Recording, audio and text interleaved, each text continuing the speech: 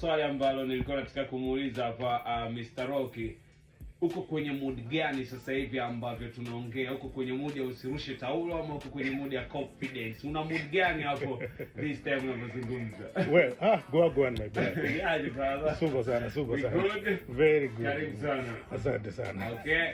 First of all, uko kwenye mood gani sasa hivi ambapo tunazungumza kwa msikilizaji ambaye anakusikiliza kupitia 88.5? Inabidi afahamu uko kwenye mood gani. Oh yes. Kati ya hizi mood mbili ambazo nimekuuliza. Yeah. Confidence na usirushe taulo. Yeah, niko kwenye mood ya confidence. Confidence ni nyingi sana. Kwa sababu gani confidence ni nyingi sana this time? Well, we are growing. Tunaona tunakuwa, au sio? Yeah. Kwa hiyo pia inanipa ujasiri wa kuendelea.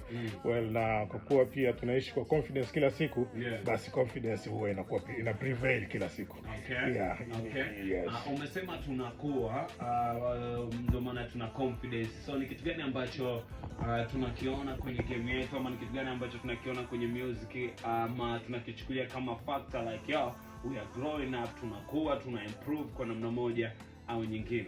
Well, I say that's very deep again.